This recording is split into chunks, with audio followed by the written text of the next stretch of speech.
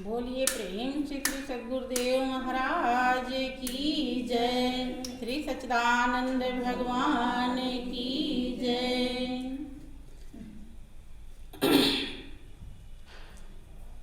श्री सतगुरु के चरणार में बहती प्रेम की धार, श्रद्धा से मज्जन करें पातक होए छार।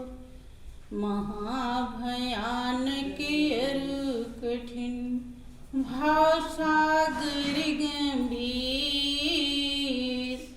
नाम जहाज बिठाए कर मेटे जन की पीर। शाश्वत सुख की खोज में भटके जो दिन रैन, सतगुरु की अनुकंपा बिन कबहु न पावे चैन। निस दिन जिनकी वंदना करते शेष महेश, सो निर्गुण सगुण भये हरने जगत कलेश।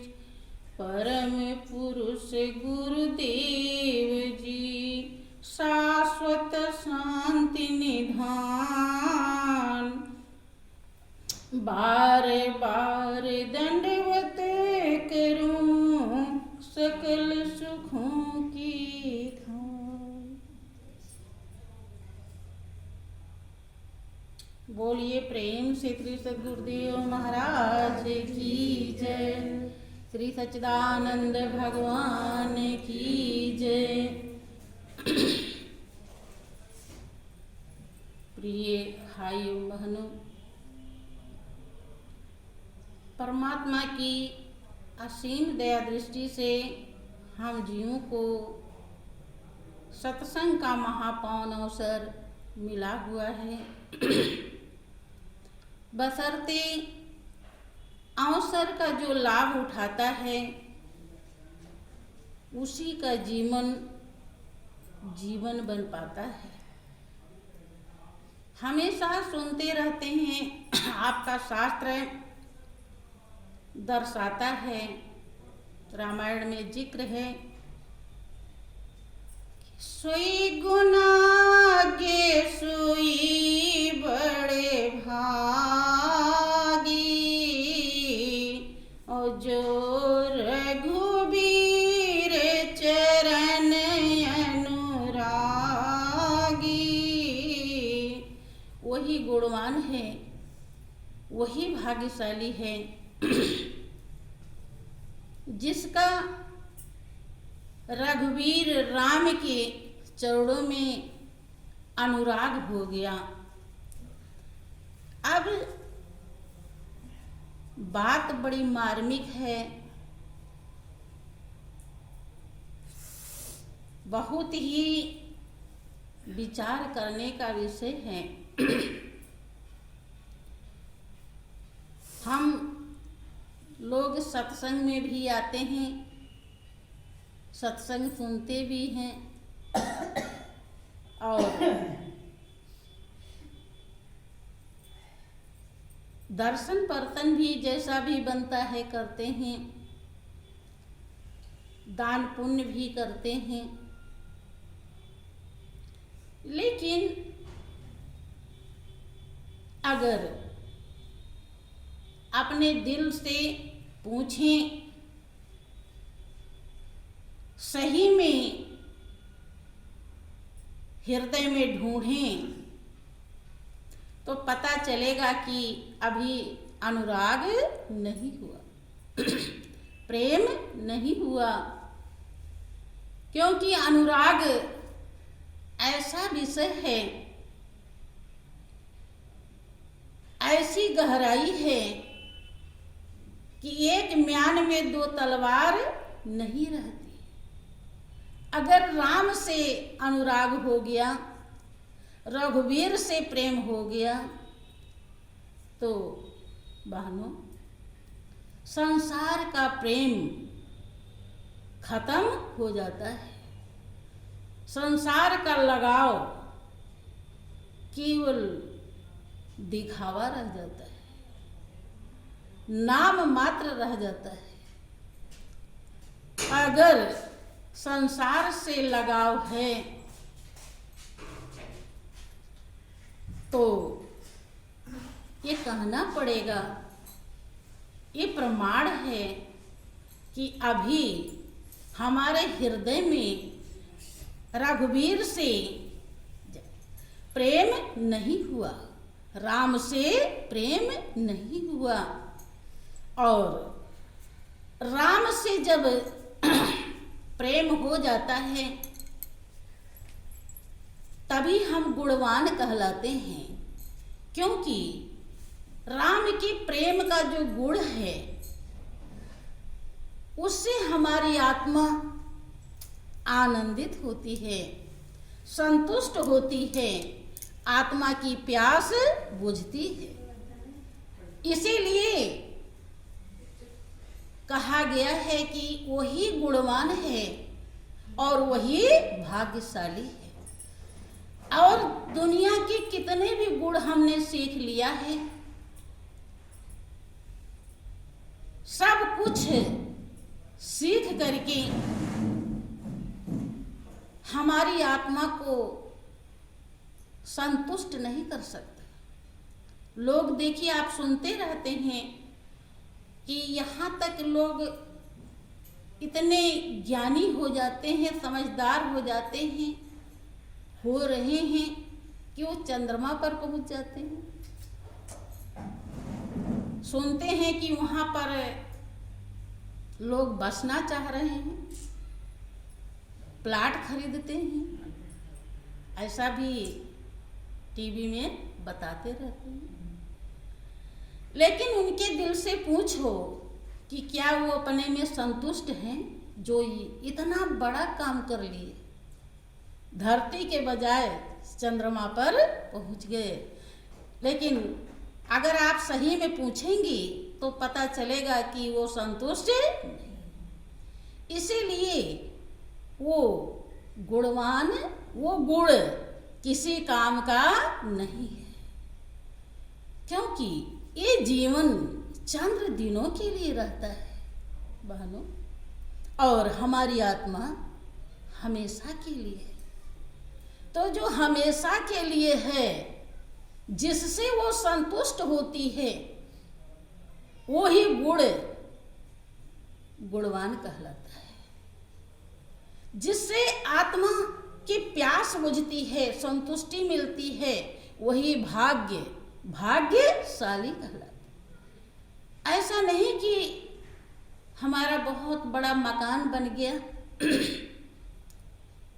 बहुत अच्छी औलाद सर्विस वाली पैदा हो गई, सर्विस करती है, धन है, अरबों खरबों की संपत्ति है, तो हम भाग्यशाली हैं।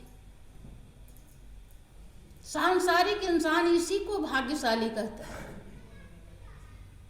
एक दिन एक बहन हमसे मिली तो कहने लगी कि माता जी, हमारी सासू अपने जीवन में कुछ नहीं देखी, लेकिन जब से हम आए हैं तब से कई मकान बन गए, कई दुकानें हो गई, अब तो ये सब कुछ देख ली।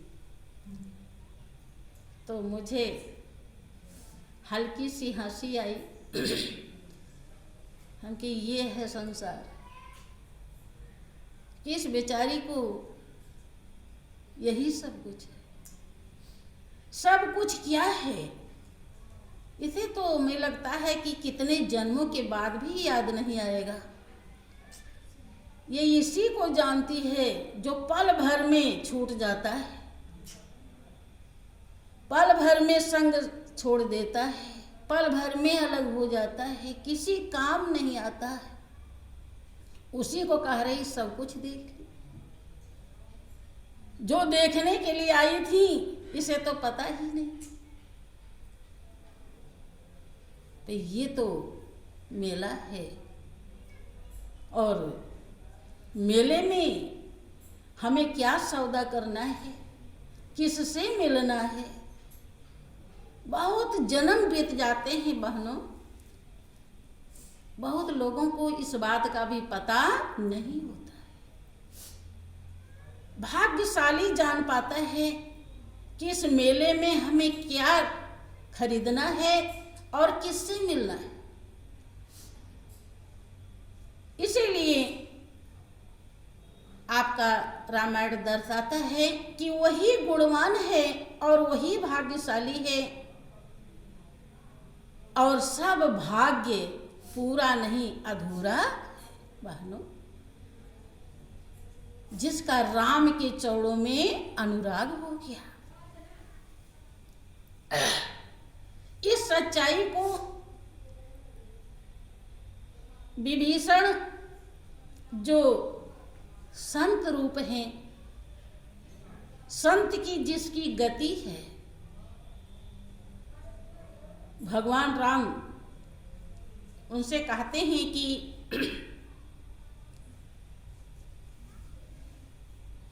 तुम सारिखे संत प्रिय मोरे, अधरों देह नहीं आननी हो रे। भगवान राम विभीषण से कहते हैं कि आए विभीषण, आए सखा, तुम जैसे संत मेरे लिए प्रिय हैं, और किसी दूसरे के लिए, किसी दूसरे की कृतज्ञता के लिए मैं शरीर धारण नहीं करता। संतों को कृतज्ञ करने के लिए, खुश करने के लिए, आनंदित करने के लिए, सौभाग्य देने के लिए मैं देह धारण करता हूँ। तो वे सच्चाई के को, जीवन के रहस्य को विभीषण अच्छी तरह से जानते हैं। जबकि रावण भी गुरु भक्ति कमाया था। आप सुनते हैं कि वो सर चढ़ाता था, लेकिन अहंकार बस बहनों, गुरु भक्त जो होता है या भक्त होता है सही में, उसका एक ही लक्षण होता है कि उसके अंदर अहंकार नहीं। अहंकार अगर है तो फिर भक्ति में कमी रह जाती है। रावण ने गुरु आज्ञा का उल्लंघन किया, ऐसा अहंकार आया और मन मर्जी। गुरु महाराज जी इसीलिए कहते हैं कि गुरु आज्ञा का पालन करना चाहिए। जहां आप मन मर्जी चलाते हो वहीं आपके लिए धोखा है, खाई। पतन का बहुत बड़ा गहरा गड्ढा है। आप गड्ढे में ना गिरो, बच जाओ। इसीलिए वो कहते हैं कि आज्ञा का पालन करना चाहिए। लेकिन बहुतों को देखते हैं वो छोटी भी आज्ञा का पालन नहीं कर पाता है। कोई काम, धन दौलत, दान पुण्य बड़ी चीज नहीं है। बड़ी चीज गुरु आज्ञा है, ये समझिए। रावण ना पालन करने के कारण, सुनते हैं आपकी सब देवी देवता उसके बस में थे, और फिर भी आज उसका हर साल पुतला जलाया जाता है, राक्षस कहलाया। लेकिन उसी का भाई विभीषण जिनको भगवान शंकर भी संत बताते हैं, कह रहे हैं, और भगवान राम भी संत कह रहे हैं। तो वो क्या कहते हैं कि काम क्रोध मद लोभ सब नाथ नरक के पंथ, और सब परिहर रघुबीर भजहु भजहि जेहि संत। बैठ जा। क्योंकि कामना, काम विकार है। अगर ये दुनिया की तरफ है, दुनिया से प्रेम है, दुनिया के लिए कामना है, तो बहनों ये दुखदाई। अगर क्रोध दुनिया के ऊपर है, मन के ऊपर नहीं है, तो ये दुखदाई है। लोभ दुनिया की चीजों का है, तो ये भी दुखदाई है। डाह, मत्सर, जिसे डाह बोलते हैं, ये भी दुखदाई है। क्योंकि ये गुणवान अर्थात राम की चरणों में प्रेम होने नहीं देगा। और जब ये होने नहीं, इसीलिए कहते हैं मिटा दे अपनी हस्ती को, गर कुछ मर्तबा चाहे कि दाना खाक में मिलकर गुले गुलजार होता है।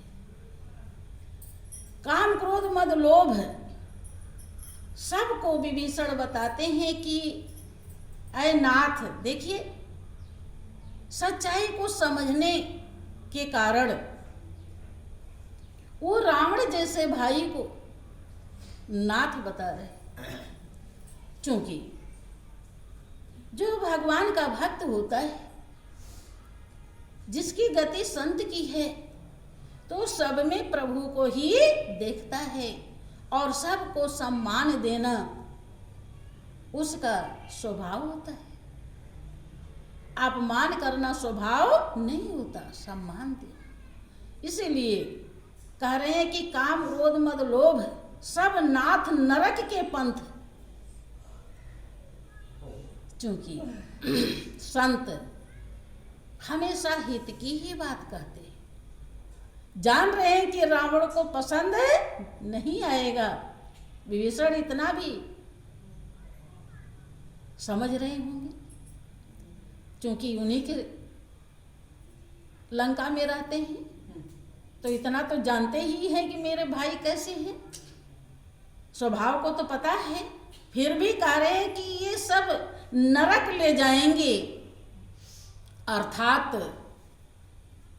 परमात्मा से, मालिक से प्रेम नहीं हो पाएगा और आत्मसंतुष्टि नहीं होगी, आत्मा की प्यास नहीं बुझेगी और मेरे और तेरे में जिंदगी चली जाएगी। तो इसलिए नरक में जाना पड़ेगा। जो मेरा और तेरा ये माया है, और इसी में जिंदगी जब गुजर जाएगी तो नरक जाना ही पड़ेगा। बार बार जन्मना, बार बार मरना, 84 लाख योनियों में भटकना, बार बार जो हम जन्मते और मरते हैं, इसी को मृत्यु कहा जाता है।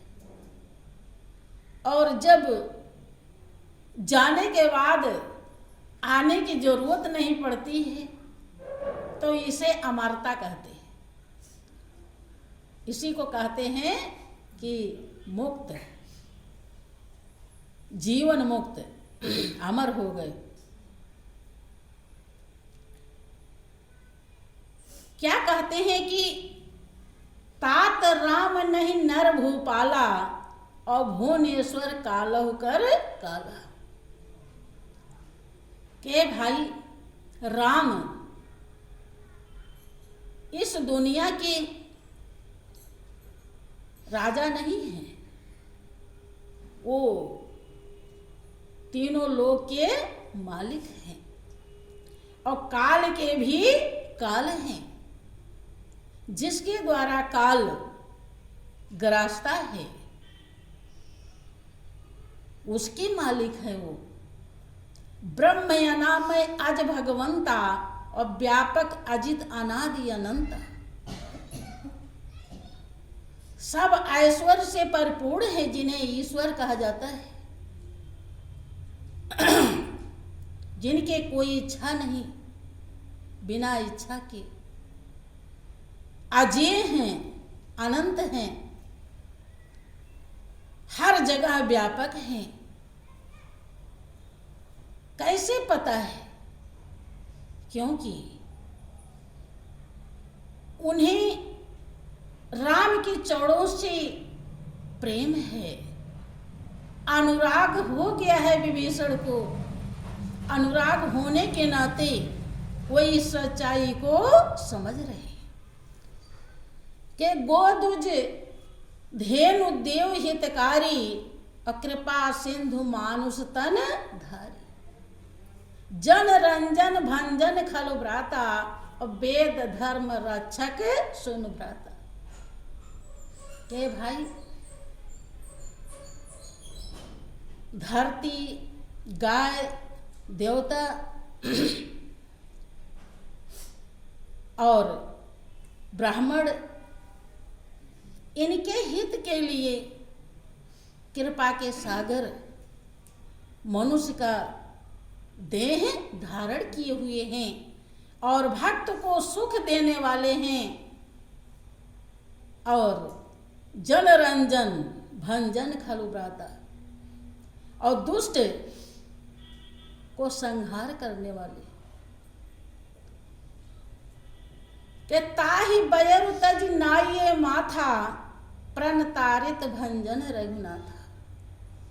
के भाई उनसे बैर ना करो, उनके प्रति जो भी भेदभाव है, बैर भाव है, उसे त्याग करके उनके चौड़ों में मस्तक झुका। लेकिन अहंकार आकड़ पैदा करता है, वो मुलायम होने नहीं देता, झुकने नहीं देता। बहनों, कहते हैं कि जिस पेड़ में फल लगता है वो डाली झुक जाती है, लेकिन जिसमें नहीं लगता है वो ऊपर ही। तो रावण कैसे? आगे समझाते हैं कि देवनाथ प्रभु कहु वैदेही और भजहु राम पद बिन हेतु सने। भजहु राम बिन हेतु सने कि हे नाथ, प्रभु को उनकी सीता, उनकी वैदेही दे दो और बिना किसी कारण के, क्योंकि राम ही अपने हैं, हमारे हैं और कोई भी अपना नहीं है। वो समझा रहे हैं कि सोने की नगरी जिस पर आपको अहंकार है ये किसी काम की होने वाली नहीं, पल भर में ये धोखा दे देगी, छूट जाएगा। आगे भी समझाते हैं कि शरण गए प्रभु ताहु न त्यागा अब विश्व द्रोह कृत अघ जेहि लागा। क्या भाई, जो शरण में चला जाता है उसे प्रभु इतने उदार हैं, चाहे विश्व द्रोह कृत, पूरे संसार के प्रति जो द्रोह किया हो, ऐसा पाप लगा हो, अगर शरण में चला जाए तो उसे भी त्यागते नहीं। के जासु नाम त्रय ताप नसावन और सोई प्रभु प्रगट समुझ जिए रावण। कह रावण, ऐ भाई, ऐ तात, जिसका नाम 3 प्रकार के ताप हैं भाइयों बहनों, दैहिक, दैविक, भौतिक। ताप माने दुख, जो देह से संबंधित दुख होता है उसे दैहिक कहते हैं। दैविक जो अचानक ईश्वर के तरफ से प्रकोप आ जाता है, जो कभी नहीं सोचे होते हैं और वो आकर के गिर जाता है, उसे दैविक ताप कहते हैं। और भौतिक जो दुनिया के तरफ से हमें कष्ट मिलता है उसे भौतिक, ये 3 प्रकार के ताप हैं। लेकिन जब नाम को कलयुग केवल नाम आधारा और सुमरि सुमरि नर उतरहि पारा। जब हम आधार नाम को बना लेते हैं, सब है आधार वही, लेकिन अज्ञानता बस हम समझ नहीं पाते हैं कि जा सुनाम त्रय ताप नसावन और सोई प्रभु प्रगट समुझिए रावण। जिसका नाम तीनों ताप को नाश कर देता है, अर्थात दैहिक दैविक भौतिक तीनों ताप हमें असर नहीं करते, व्यापते नहीं हैं, प्रभावित नहीं कर पाते, दुखी नहीं कर पाते, आते भी हैं लेकिन हमारा कुछ बिगाड़ नहीं पाते। करे वही राम प्रकट हुए हैं हृदय में, ऐ रावण इस सच्चाई को समझ ले। कहने का अर्थ ये है कि बहनों, हरदम हमें इस विषय पर विचार करने की आवश्यकता होती है। अगर हम सतर्क नहीं हैं, ध्यान नहीं देते हैं कि हमारे अंदर जो विकार हैं ये हमें कहीं ध्येय और लक्ष्य के तरफ जाने से रोक तो नहीं रहे हैं, बाधा तो नहीं पड़ रहे हैं। बाधा ना पड़े इसीलिए महापुरुषों ने सूली फांसी स्वीकार कर ली, लेकिन किसी भी प्रकार का हस्तक्षेप नहीं किया। जो भी आया जीवन में स्वीकार कर लिया, लेकिन कहीं हमारा ध्येय और लक्ष्य रुक न जाए, उसमें किसी प्रकार का बंधन ना आ जाए, वो सब कुछ सह लिए बहनों। इसलिए हमेशा देखते रहो, वही संसार में गुणवान, बलवान, बुद्धिमान, समझदार होता है जिसने अपनी आत्मा को संतुष्ट कर लिया। तो बोलिए प्रेम से श्री सच्चिदानंद भगवान की जय। श्री सद्गुरुदेव महाराज।